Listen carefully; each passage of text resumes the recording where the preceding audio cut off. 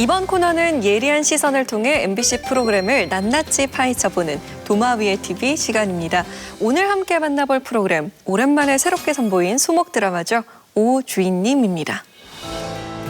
여기 1%의 천재성에 99%의 열정을 더해 탑 작가 수식어를 쟁취한 드라마 작가가 있습니다. 아니야, 이따위 걸 내가 밤새워 썼을 리가 없잖아! 이게 쓰레기야! 태워버려! 흔적도 남기지 마. 그리고 안정적인 연기력에 신이 내린 비주얼이 더해져 로코퀸의 대명사로 자리매김한 탑스타도 있죠. 오준희 씨 아님 절대 못 살려 이런 거. 아니에요. 잘 찍어주셨으니 잘 나온 거죠. 그러던 어느 날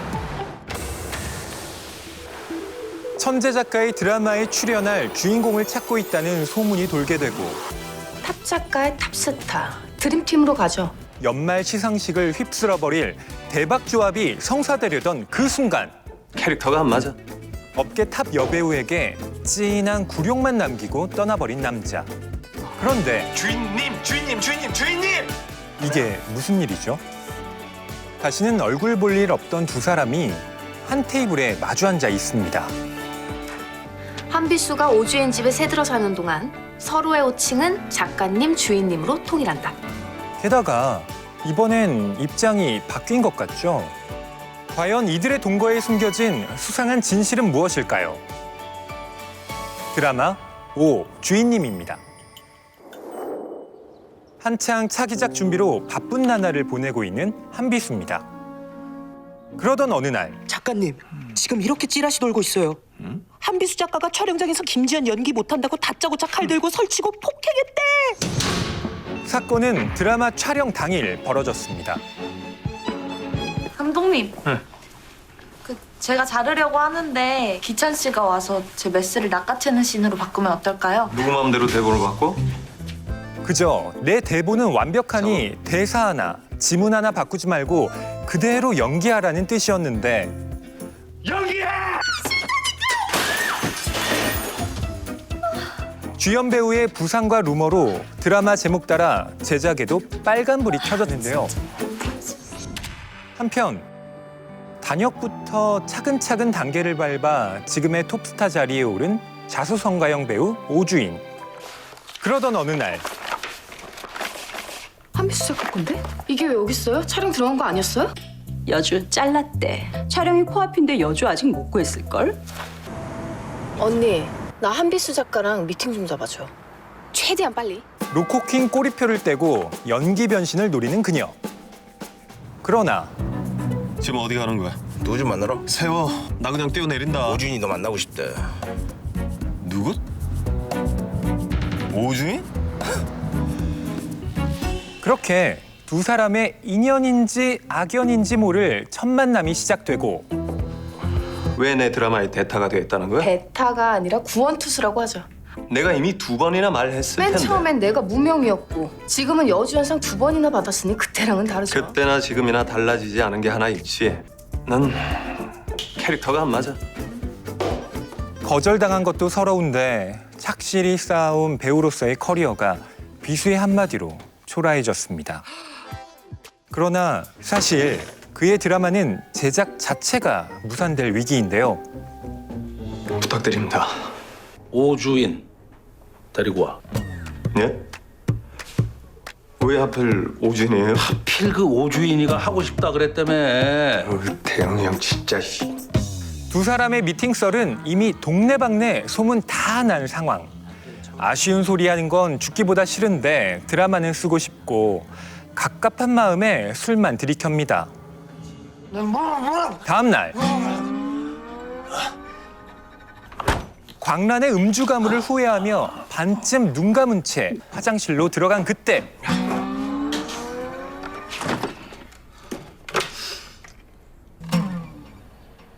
둘이 같이 있는 상황이 익숙한 것 같으면서 아닌 것 같고 아리송한 장면이 펼쳐지는데요. 파란산 검정산 단지 무슨.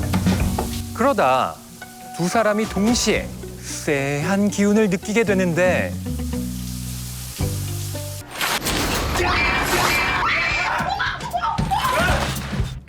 오주인?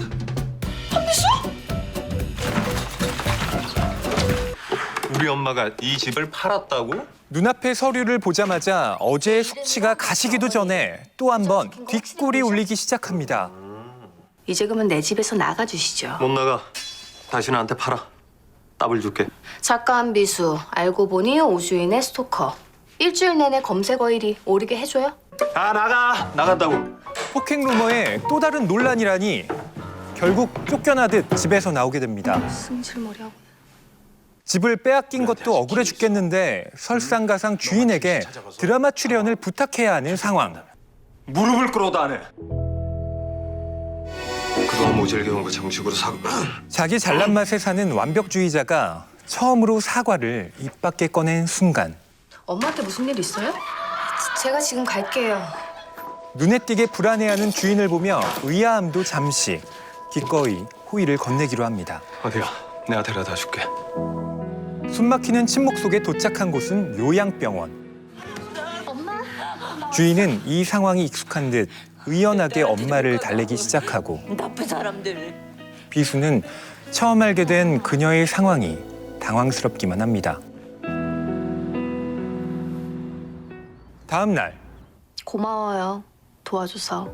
그거 말고 다른 할 말은 없고? 할게요. 빨간 사이렌. 대신 3, 4부 보고 결정할 거예요. 이틀 안에 죽이는 대본을 써서 오주인의 코를 납작하게 눌러주리라 결심합니다.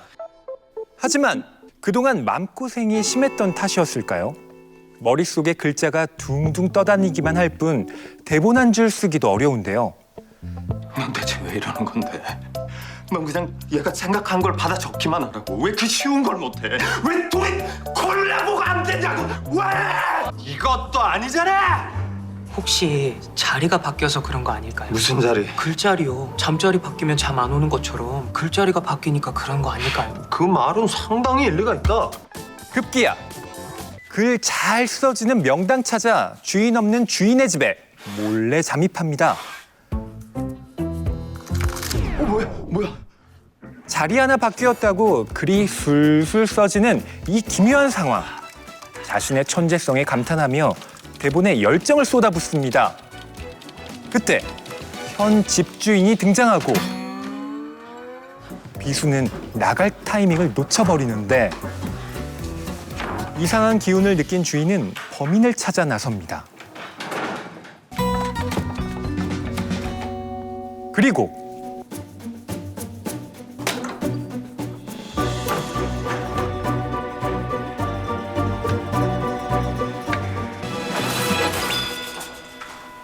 작가님?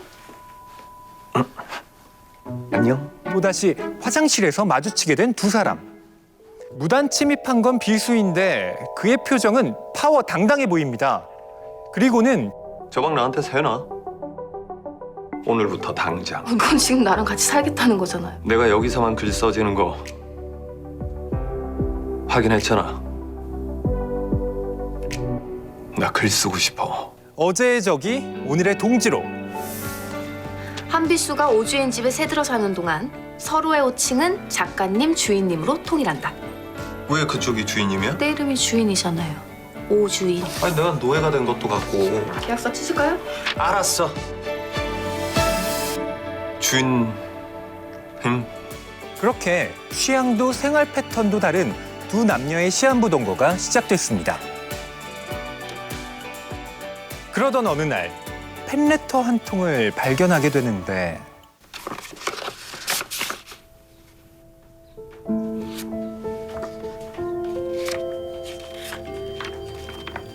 주인 씨가 죽도록 싫은가 본데.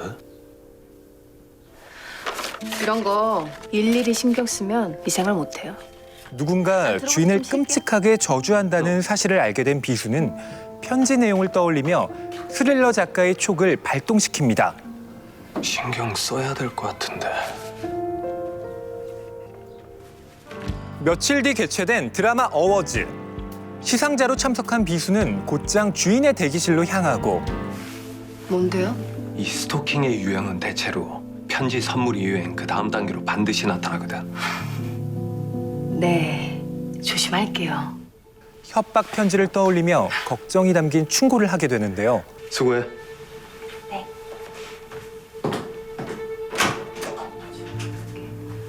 피곤하죠? 이것 좀 마셔요. 아, 고마워요. 긴장이 조금이라도 풀어질까 싶어 의심 없이 피로회복제를 받아 마시는데 갑자기 참을 수 없는 졸음이 쏟아집니다.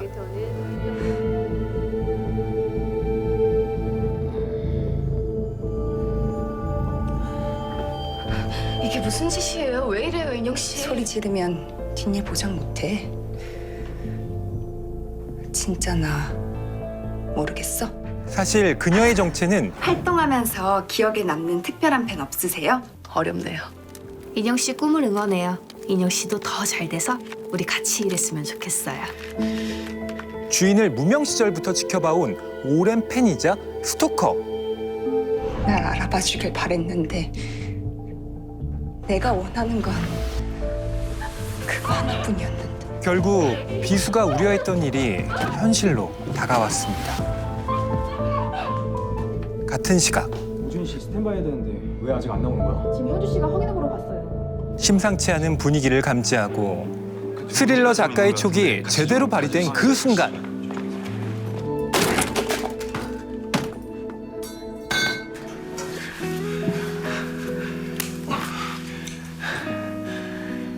서툴지만 조심스러운 손길로 달래기 시작하는데요. 괜찮아. 끝과 끝에서 만났지만 점차 서로를 닮아가는 두 남녀. 두 사람은 앞으로 어떤 변화를 맞게 될까요? 도마위의 TV에서 들여다봅니다. 오 주인님은 연애를 안 하는 남자와 연애를 못하는 여자의 심장 밀착 반전 로맨스를 그리고 있는데요. 위원들은 오 주인님 어떻게 보고 계세요? 스릴러 세계관에 살던 남자와 로코퀸으로 불리는 로맨스 세계관에 살던 여자가 만나면 어떤 일이 벌어질까? 그들의 세계는 서로에게 어떤 영향을 받아서 바뀌게 될까?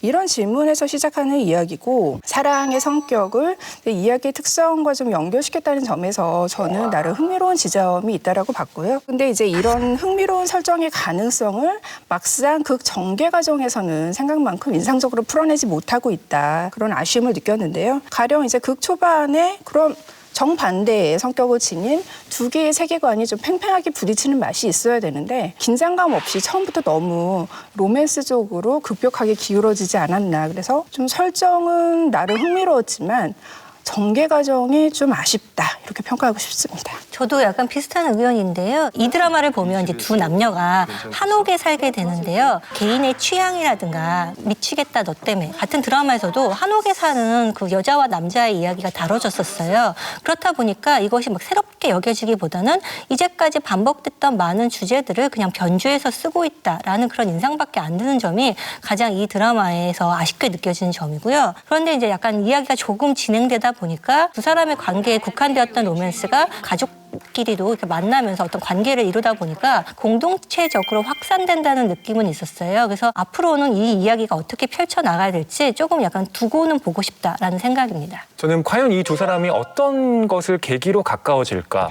또 한비수 같은 경우는 교통사고를 당해서 수수께끼의 인물을 만나게 되는데 과연 이 사람은 누구지? 과연 이 사람이 나중에 또 어떤 역할을 하게 될까? 이런 이제 호기심을 풀어가는 형태로 드라마를 보게 되는 측면도 있습니다.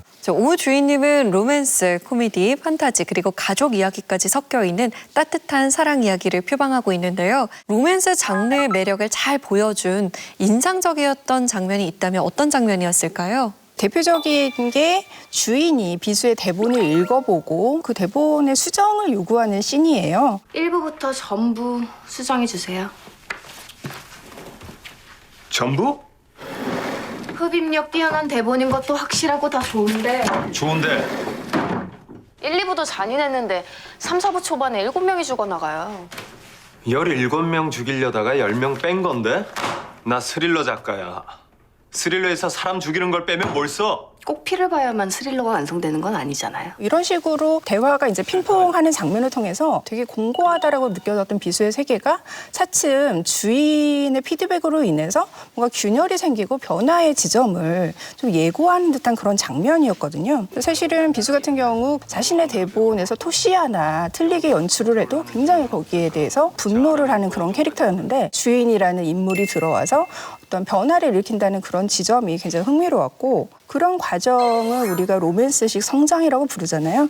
그래서 그러한 장르적으로 어떻게 나아갈 것이다라는 어떤 앞으로의 전개를 좀 예고한 그런 장면이어서 2회의 대본 수정신이 인상적이었습니다. 저는 4회에 주인의 어머니와 이제 한 작가가 이제 춤을 추는 장면을 좀 꼽고 싶은데요.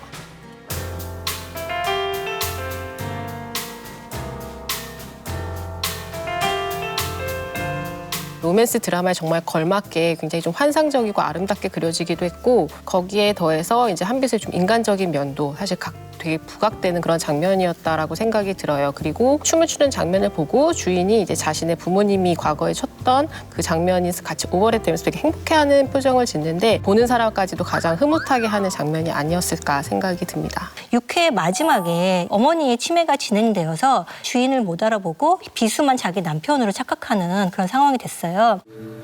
엄마 괜찮아? 집에 들어가시죠.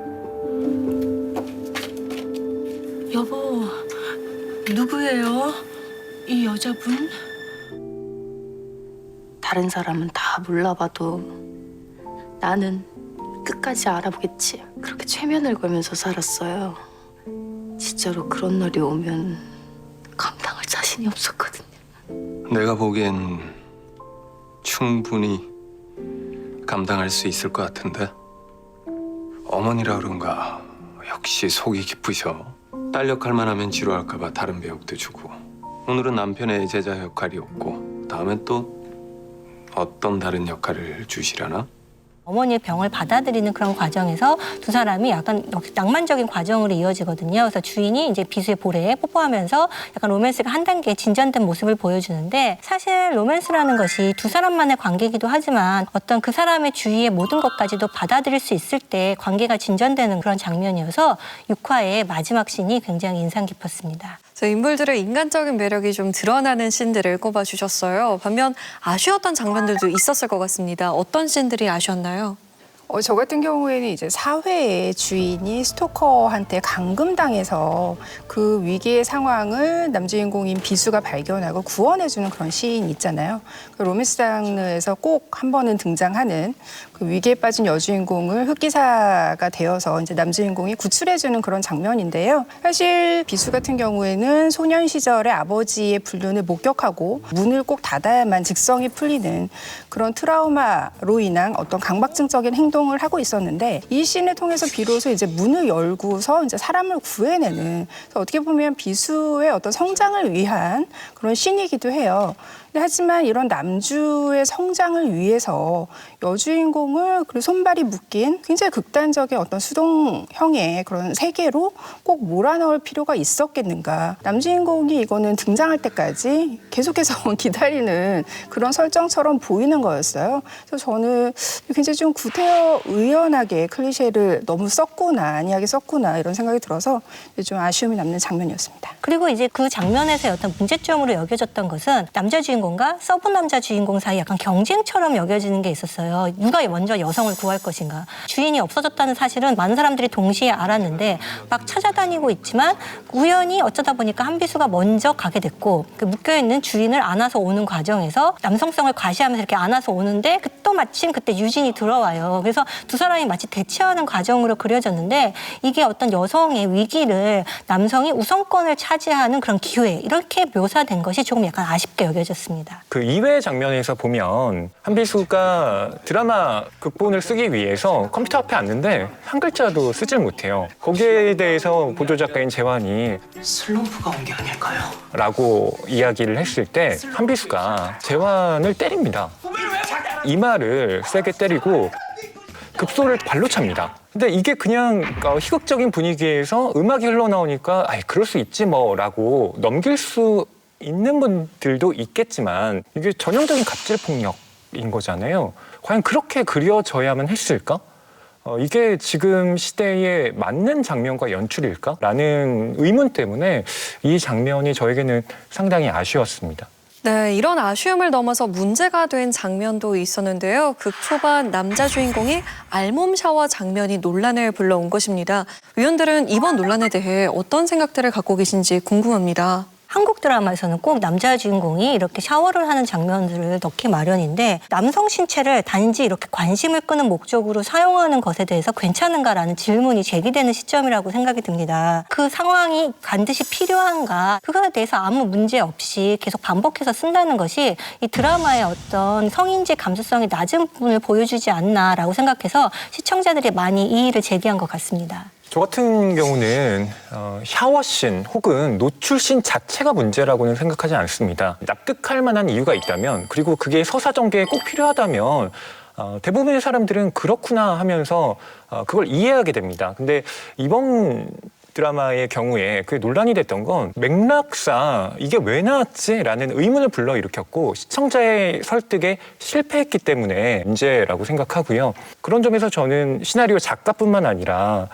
연출자, 감독도 여기에 대한 일정 정도의 책임 그리고 앞으로의 개선 의식을 계속 가질 필요가 있다고 봅니다. 이번에는 극을 이끌어가는 인물들에 대한 이야기를 해볼까 합니다. 자기중심적인 스릴러 드라마 작가 한비수 역의 이민기 씨가, 그리고 자신감 넘치는 대한민국 로코 퀸 오주인 역의 나나 씨가 출연해서 호흡을 맞추고 있는데요. 오 주인님을 이끌어가고 있는 두 주연 배우의 캐스팅과 캐릭터에 대해서는 어떻게 생각하세요? 두 주연 배우는 모두 캐릭터에 맞는 외모도 가지고 계시고 분위기나 연기도 잘 소화하고 있다라고 생각이 들어요. 특히 이민기 씨 같은 경우에는 좀 외모적으로 보이는 좀 그 특유의 4차원적 매력이 사실 한비수와 굉장히 잘 맞는다고 생각이 들고, 한비수가 여기서 굉장히 독특한 사고를 하잖아요. 항상 이렇게 뒤집어서 생각을 하는데 기타를 가지고 모녀 앞에서 노래를 하는 장면도 나 너무 행복해요. 내가 행복하게 만들어준 거 아니야. 행복한 두 사람 앞에서 내가 노래했을 뿐이야. 누가 작가 아니랄까 봐 말도 잘해. 그 작가다운 굉장히 멋진 대사를 굉장히 자기화시켜서 잘 보여주었다라고 생각이 들어요. 나나 씨는 맡은 역할이 로코 퀸 여배우인데 그것이 이제 본인의 어떤 외모적 특성이나 그런 데 잘 맞으면서도 동시에 어머니를 돌보는 따뜻한 마음, 그리고 약간 소박하고 부드러운 성격의 오주인이라는 다층적인 인물을 잘 소화하고 있다는 느낌이 들었어요. 아쉬운 것은 저도 이제 두 인물의 캐릭터 묘사인데 업계의 탑 작가와 탑 연예인이 만났는데 그 각각의 직업 세계가 굉장히 좀 허술하게 그려져요. 탑 인지도를 가진 두 인물이 한 집에서 동거를 하는데 스캔들에 대한 경계를 보이지 않고 시청자들이 저게 말이 되나 이런 식으로 의문을 불러일으킬 만한 그런 개연성의 구멍들이 너무 많은 거예요. 그래서 직업적인 면에서라도 좀 충실하게 묘사를 할 필요가 있지 않나 생각을 합니다. 마지막으로 오 주인님 제작진에게 전하고 싶은 말이 있다면요? 초반에는 이제 독선적으로 굴던 비수가 마음을 열고 조금 더 유연한 사람으로 바뀌어가는 과정이 나오고 있어요. 그래서 이 과정이 조금 더 설득력 있게 보여지면 많은 사람들이 더 관심을 갖고 보지 않을까라는 생각이 들고요. 앞으로 이 드라마가 어떻게 자신만의 그런 특징을 남길 수 있는 드라마가 될지 제작진이 조금 더 고민해봐야 되지 않을까라는 생각입니다. 저는 오주인님은 다른 로맨틱 코미디와 차별점을 두는 지점은 계속 모든 사건들이 부모 세대와 연결된다는 지점인 것 같아요. 그래서 부모 세대의 이야기와 결국엔 이 주인공들의 어떤 결핍이 극복되고 성장기로 이어지는 게 사실 잘 맞물리어서 제시되어야 이 드라마가 좀 더 의미 있고 훨씬 재밌어지지 않을까 생각이 듭니다. 좀 울림이 있는 대사들이 이 드라마에도 곳곳에 드러납니다. 주인의 엄마인 정화가 딸이 밥 해먹는 걸 귀찮아하니까 나중에 보면 진짜 좋았던 것들은 대부분 귀찮은 것들이야. 저는 이런 섬세한 대사들 또 서사의 전개들을 더 많이 실력 발휘를 해줬으면 좋겠다라는 생각이 듭니다. 밝고 따뜻함이 또 시청자들에게 좀 폭넓게 전달되는 형태로 진화했으면 하는 바람을 전해봅니다. 앞서 나온 이야기들을 바탕으로 오 주인님이 핑크빛 설렘과 따뜻한 공감을 전하는 건강한 로맨스 드라마로 거듭나길 기대해봅니다.